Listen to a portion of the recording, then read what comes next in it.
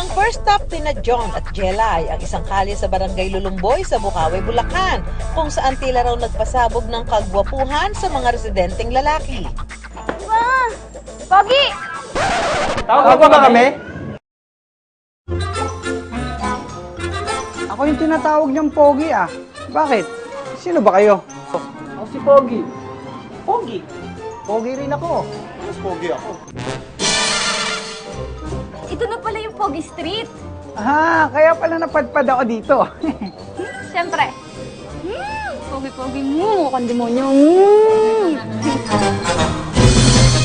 I wonder, bakit nga ba Pogi Street ang tawag sa kalyeng ito? Inalam namin yan sa tulong mismo ng mga online follower ni na John at Jelay.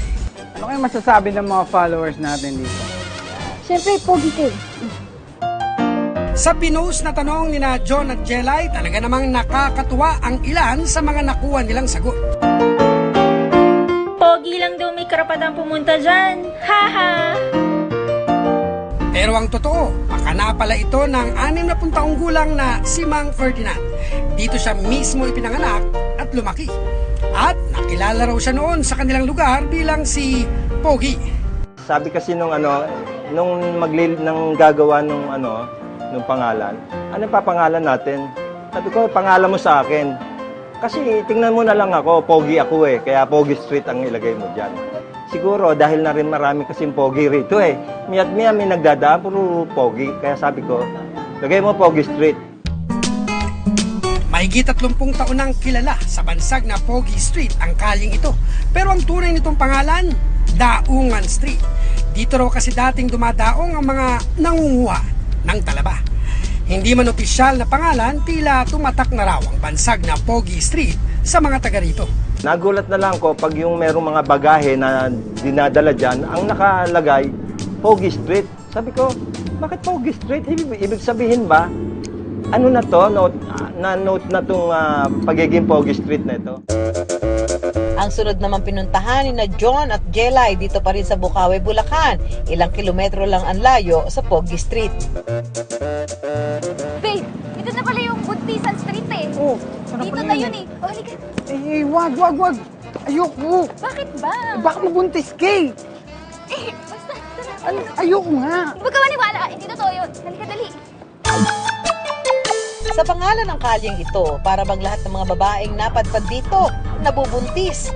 Pero I wonder, ano naman kaya ang kwento sa likod ng pangalan nitong Buntisan Street? Muli naming hiningi ang opinyon ng mga online follower ni na John at Jelay. Alright. Bakit kaya Buntisan Street? Hindi ko nga alam eh. Tanong mo dyan sa mga ka-wonder natin. Sige, tanong natin baka alam din. Kung tutuusin ang kanilang mga sagot, malapit naman daw sa katotohanan. Lahat ng dumadaan nabubuntis? Noon daw kasi may mga beer house daw na malapit sa kaling ito. Ang mga nanggagaling dito, diretso raw sa mga room for rent sa Buntisan Street.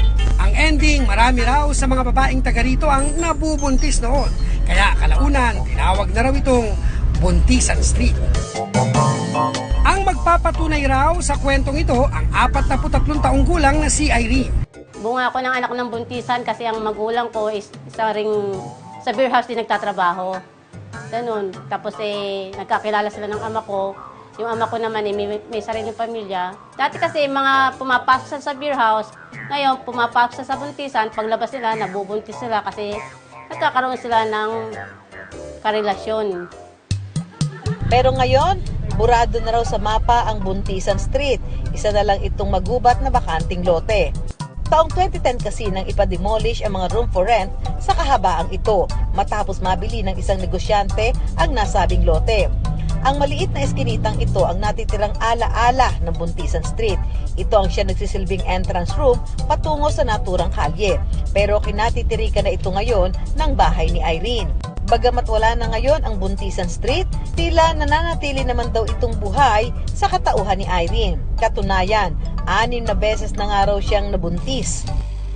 Kasi sinasabi nila, buntis ka lang ng buntis, kaya marami kami sasabihin nila.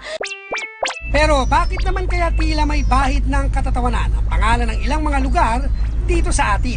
Yung una nun, gusto nga natin maging creative, gusto natin na maalala yung names, and gusto natin i-display yung humor natin. Which is kasi alam natin sa Pilipinas, central ang humor, di ba? Trahedya man, masaya man okasyon, may sense of humor pa rin ng mga Pilipino.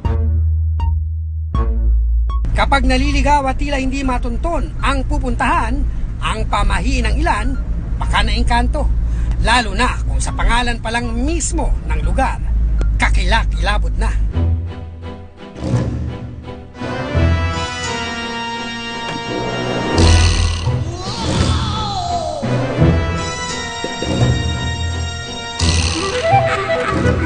Saan na ba tayo? Kanina pa tayo paikot-ikot eh.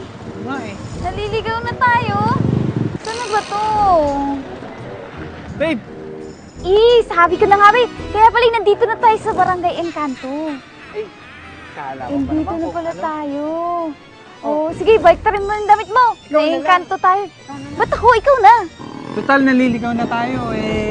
Mag-selfie na lang tayo. Sige.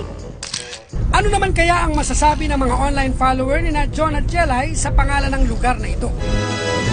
Baka andyan yung Encantadia.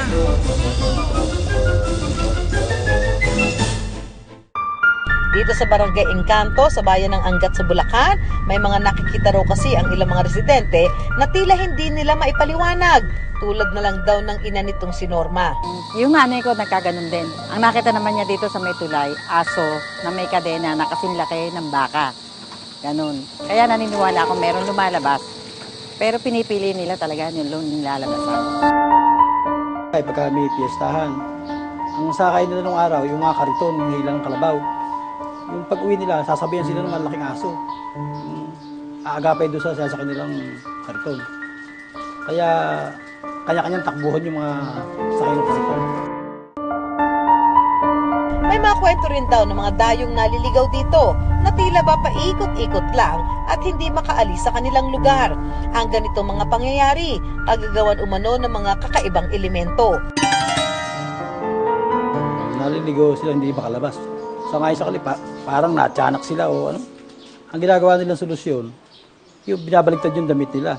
Kaya kalaunan, tinawag na itong Barangay Encanto.